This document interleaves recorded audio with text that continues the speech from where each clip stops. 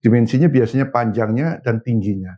Kalau lebar mungkin enggak lah. Kalau lebar itu biasanya pengaruhnya kan pada nanti kalau terlalu lebar dia spionnya nggak bisa lihat kan di belakang kan. Nah biasanya pada ego sektoral ini bisa dihilangkan dan kita sama-sama pinginnya Indonesia yang lebih baik lah. Tadi saya bilang ini nggak mungkin kan level Menteri Perhubungan atau polisi atau Kapolri atau di PU.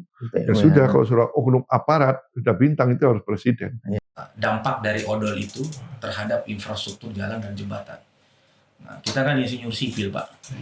Kita itu kan mendesain jalan dan jembatan sesuai dengan standar dan spesifikasi. Tentunya standar nasional Indonesia dari Kementerian PUPR. Nah, kenyataannya yang terjadi di jalan itu, jalan tol maupun jalan non-tol itu kan banyak truk-truk yang kelebihan beban gitu, melebihi beban yang disyaratkan. Akhirnya ya menyebabkan kerusakan infrastruktur, Pak. Ya, terutama infrastruktur jalan yang kita diskusikan pagi ini. Nah, itu seberapa parah sih, Pak, efek dari odol ini terhadap kerusakan infrastruktur jalan kita, Pak Joko? Ya, memang jalan kita rusak itu pada intinya karena 3 hal ya. Karena konstruksinya, ya bisa jadi karena konstruksinya yang kurang memenuhi syarat, kondisi jalan. Yang kedua karena kelebihan muatan tadi. Yang ketiga drainasenya tidak ada. Oh, drainase ya kan? Ya. Nah, beberapa jalan soalnya ini buat jalannya lebar, drainasenya nggak ada. Padahal ini kalau namanya kalau rigid masih kuat ya, tapi kalau sudah aspal itu terendam, otomatis kayak sekarang musim hujan kan, banyak yang berlubang. Ya. Nah, padahal sekarang anggaran nggak ada untuk perawatan, nah celaka lagi kan, ya, kecelakaan lagi, ya kan. Nah, jalan-jalan itu juga PU tahun 2016 menyebutkan, dia sebut kerugiannya 3 triliun perawatan. Sebenarnya ya itu total biaya lah, yang masih bisa dibisik lagi, tapi cukup besar lah. Artinya kalau benar-benar jalan itu sesuai dengan kondisinya, kemudian kalau kita tahu dulu kan bangun jalan itu paling tidak untuk usia sampai 10 tahun kan. Sekarang baru 10 tahun, nggak sampai 10 bulan sudah perawatan lagi. Ya nggak tahu lah. Kita buat jalan seperti itu terjadi. Jangankan jalan yang non tol, jalan tol pun baru diresmikan 3 bulan sudah rusak gitu kan. Ya tadi mungkin dalam ada hal yang salah dalam pembangunan konstruksinya itu. Itu kan berpengaruh juga pada tingkat kerusakan. Nah, akhirnya kalau jalan-jalan itu rusak, kemudian tidak segera diperbaiki, ini juga menimbulkan kecelakaan. Ya, memang ada regulasinya. Kalau kecelakaan itu kan sekarang masyarakat juga berhak menuntut. Ada itu boleh menuntut ya kalau dia kecelakaan karena jalan berlubang, itu ada menuntut. Memang boleh pemerintah sesuai dengan wewenangnya kan, kalau jalan itu jalan nasional, itu tanggung jawabnya Menteri PU. Kalau jalan provinsi pada gubernur, jalan kabupaten kota pada bupati dan wali kota.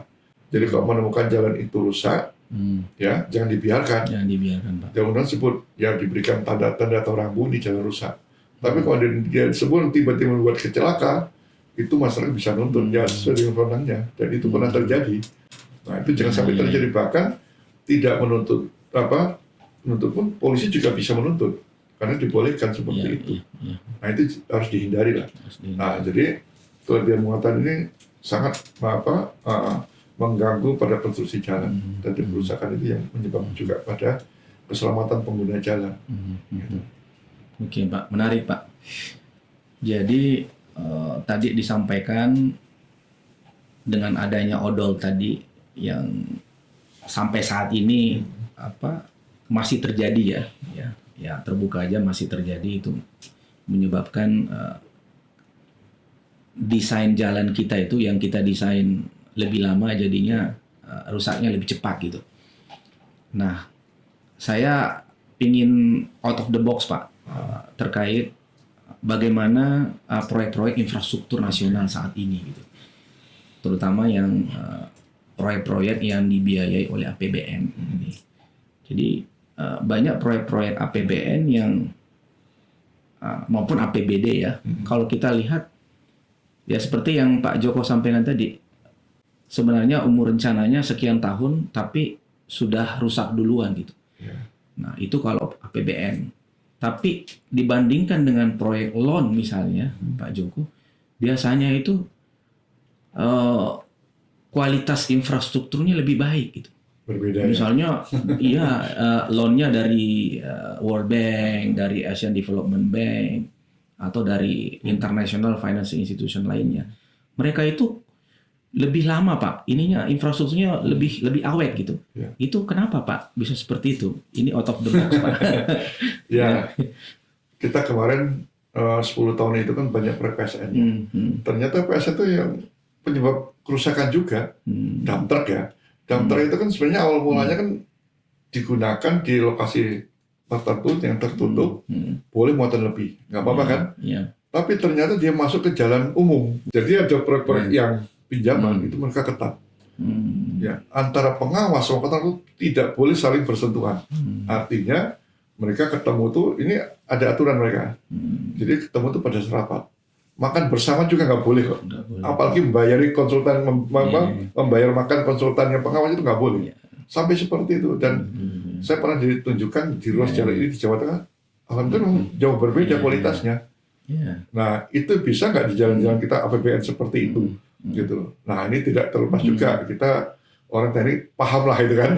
Ini harus kita kurangi karena itu juga beban akhirnya pengaruhnya pada kualitas konstruksi lah, entah itu gedung kan bahaya, mesti berkurang. Kalau yang tadi pinjam itu ketat mereka itu sudah aturan jadi nggak boleh konsultan pengawas itu berkompromi atau apa katakanlah untuk makan bareng itu nggak boleh.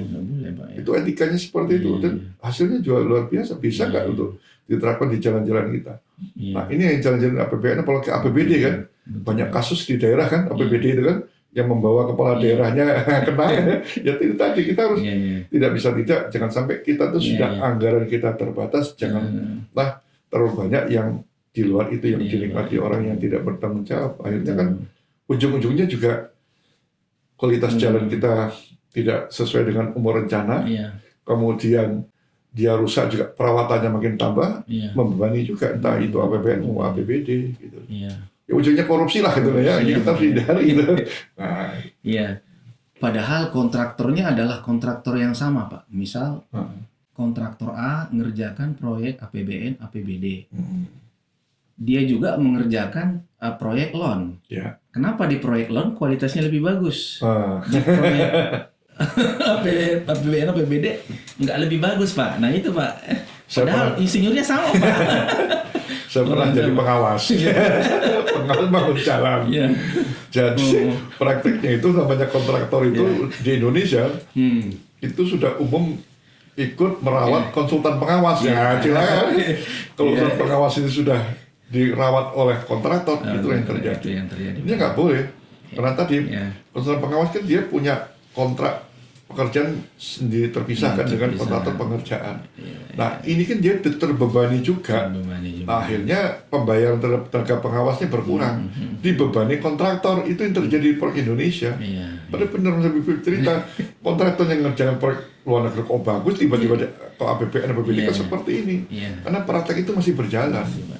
Itu yang kita hindari sekarang mulai sekarang lah. Kita lihat Presiden Prabowo pengennya semuanya bersih. Saya kira itu harus dimulai, kalau nggak gitu itu beban, gitu loh. Minta fee dan sebagainya harus dikurangi lah itu. Bukan kurang harus hilang, nggak bisa nggak. Kalau nggak nanti ini nggak jalan. Akhirnya apa? Kan ketika efisiensi di stok kan rugi nggak dapat pekerjaan semua kan. Berani nggak ngomong? Kami akan mengerjakan pekerjaan ini sesuai dengan spek, tidak ada lagi pembagian sana sini. Sudah. Saya yakin Presiden mesti menyetujui langsung tanda tangan, oke, gitu kan. Dari volumenya tetap, terus saya kurangi kan. Dari saya itu nggak ada lagi. Itu harus komitmen. Harus komitmen. Setuju, Pak. Jadi memang stakeholder dari proyek itu harus memiliki etika profesi lah. Biasanya kita istilahkan sebagai etika profesi di PII. Baik dari sisi insinyur di pemilik proyeknya, insinyur di konsultan perencananya, insinyur di konsultan pengawas, dan juga para insinyur kita di sisi kontraktornya, Pak. Itu kalau seperti yang Pak Joko bilang itu tadi balik lagi salah satu faktor yang membuat infrastruktur kita itu kualitasnya tidak begitu baik, Pak ya. Ya etika lah. Hanya untuk makan aja mereka nggak boleh bersama kok. Hanya makan apalagi yang lainnya kan. Nah itu sedangkan makan tidak boleh bersama. Nah, kalau sudah bersama udah nanti rembukannya beda kan. Rembukannya beda, Pak. Setuju Pak. Ya. Kita kan tadi banyak berbicara dampak dari odol ini terhadap infrastruktur kita ya. Ya. Jalan, jembatan, jalan tol maupun jalan non tol. Nah, apakah ada teknologi atau sensor yang bisa digunakan untuk mendeteksi kendaraan yang overloading di jalan raya Pak saat ini Pak? Ya, memang untuk mengawasi di jalan itu ada namanya jembatan timbang ya. Kalau di Perumpun namanya UPPKB, Unit Penimbangan Kendaraan Bermotor lah. Ya, pengawasan kendaraan bermotor. Tapi kalau kita umumnya jembatan timbang. Itu keberadaan jembatan timbang itu sebenarnya awal-awalnya dulu adalah untuk mengetahui berat yang dibawa dan dari mana barang itu berasal menuju kemana. Sederhana dulu. Dari mana ke mana? Makanya jembatan timbang dia tidak perlu lahan yang luas kan, cuma datang timbang. Masih jujur lah dulu ya. Oh ini saya timbang sekian. Belum ada overload dulu belum kan. Barang ini bawa kok dari sini ke sini kita tahu asal tujuan barang itu kan. Tapi dalam perkembangannya, ini sudah mulai penyelewengan. Nah, memang sekarang kondisi jembatan timbang kita itu sudah nggak maksimal lagi, terutama di Jawa. Karena kapasitas dia untuk memeriksa semua kendaraan sudah tidak mungkin lagi. Begitu banyak logistik, satu sisi berarti ekonominya tumbuh kan, karena mobilitas barang itu tinggi kan, tumbuh. Di sisi lain, jembatan timbang kapasitasnya tidak sanggup lagi untuk memeriksa semua. Jadi jembatan timbang itu sekarang tidak ada yang beroperasi 24 jam, nggak ada. Paling dia ya 4 jam, 8 jam sudah bagus lah. Ya, sampai 12 jam, 4 jam dibagi ya. Karena pertama itu faktor biaya, kedua juga kapasitasnya, terutama di Jawa dan Sumatera. Nah, oleh sebab itu beberapa jembatan timbang sudah mulai dipasang namanya WIM, WIM ya, Weak in Motion. Jadi kendaraan itu tidak usah masuk, dia lewat aja sudah terdata berapa dimensinya, akan ketahuan. Dimensi, kemudian ada kameranya juga untuk beratnya sudah ketahuan. Dan itu nanti otomatis sebenarnya idealnya ya dihubungkan dengan tilang elektronik. Nanti di kepolisian ada namanya ATLAY, dihubungkan, jadi ketahuan sana. Jadi kalau kamu kena lagi terus terang. Tapi ini ternyata belum maksimal untuk penindakan hukumnya. Tetapi ATLAY, WIM-nya sudah. WIM ini sebenarnya sudah dipasang, digunakan banyak di perusahaan-perusahaan pertambangan. Cuma di sana kan cuma pengen tahu kalau bawa batu bara atau sawit berapa tuh beratnya. Itu aja. Nggak sampai pendidikan, tapi kalau di jalan umum sudah digunakan, nggak salah ada 5 UPPKB di Jawa dipasang. Tapi belum maksimal, itu baru satu sisi. Itu pun nanti kalau dipasang menyeluruh, ini perilaku. Ini saya bilang, ini kan perlajur dipasang ya. Kalau tiba-tiba di tengah, lewat tengah itu gimana cara ngitungnya kan? Supaya nakal, wah jadi kan. Ya nggak satu lajur, lalu di tengah itu kan nggak kena dua-duanya kan, bingung alatnya. Jadi kita harus antisipasi supir yang nakal, ya kan? Dia kena kanan kiri, semua. Jadi ini loh, kan kita nggak pernah tertib kan supir kita kan. Nah kalau kan tetap jalurnya tiba-tiba dia injak ke kanan dan kiri, tengah itu kan gimana itu kan? Itu antisipasi. Tapi setidaknya itu sudah dicoba dan lebih efektif dan jelas kok. Keuntungannya Pak, nggak perlu banyak orang lagi. Di Singapura seperti itu, paling 2 orang cukup lah. Kan semua sudah terdata, paling cuma lihat alatnya aja, ini rusak apa tidak. Ini ke depan memang arahnya mau ke sana, mau dipasang seperti itu dan pemasangan itu sebenarnya tidak harus di jalan kok. Di peraturan menteri itu pemasangan jembatan timbang itu bisa di lokasi industri. Jadi sebelum keluar itu sudah dipasang. Jadi biar kok kelebihan muatan ya turunkan aja buat sesuai jalan raya.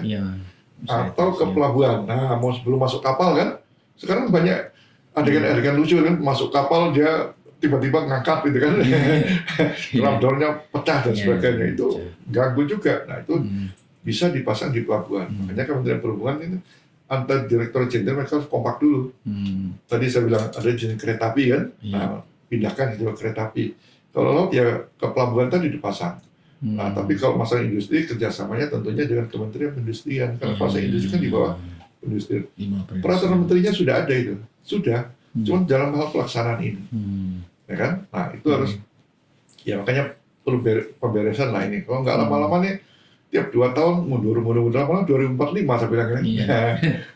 Itu ya. Jadi WIM saya kira untuk masa depan lah. Tidak bisa tidak, kita nggak mungkin lagi karena memperluas jembatan timbang butuh lahan.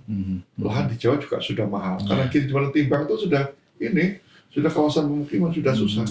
Nah, kedepannya gimana? Ya, bekas jembatan timbang itu bisa digunakan untuk terminal angkutan barang. Kita nggak punya terminal angkutan barang loh. Yang ada pangkalan truk. Itu beda.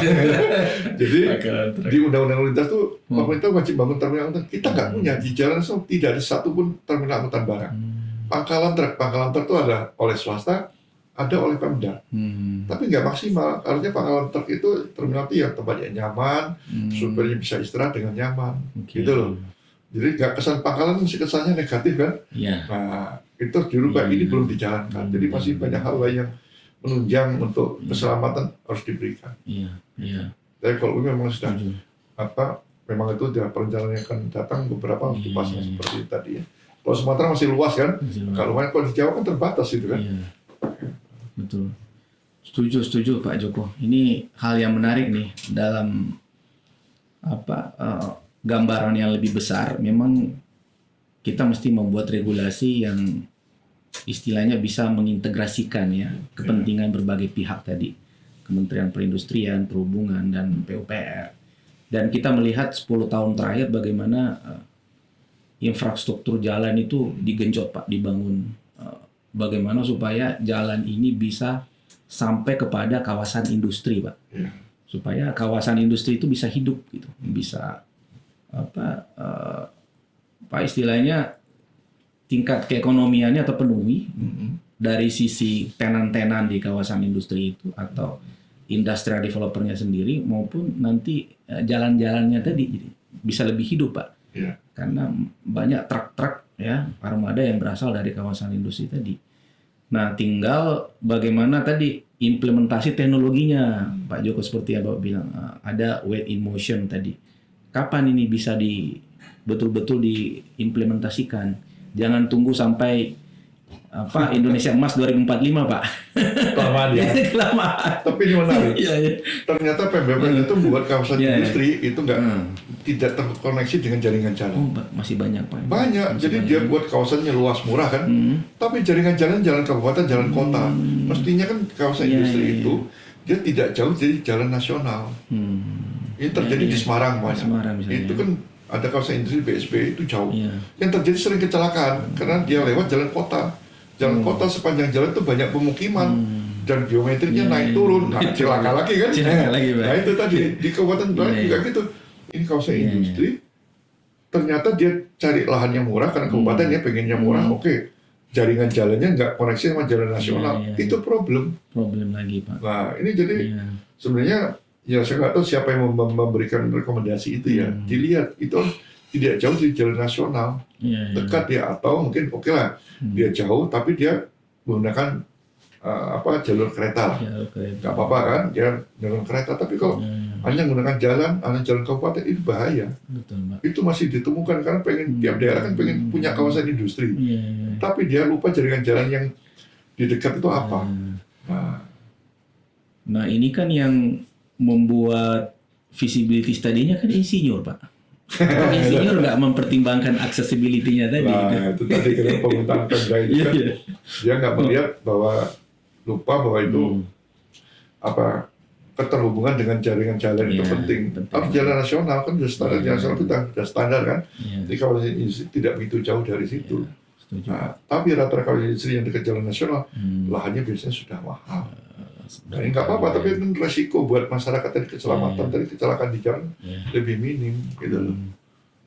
Artinya dibutuhkan lebih banyak lagi Pak anggaran untuk infrastruktur jalan supaya bisa menghubungkan tadi antara kawasan industri dan jalan-jalan utama tadi.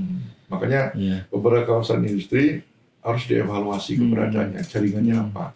Kalau enggak ya tadi kasus Semarang lah yang sering terjadi kecelakaan itu karena kawasan industrinya tuh melewati ternyata jalan umum, mana itu sudah ramai karena kirinya pemukiman semua, banyak perumahan ya.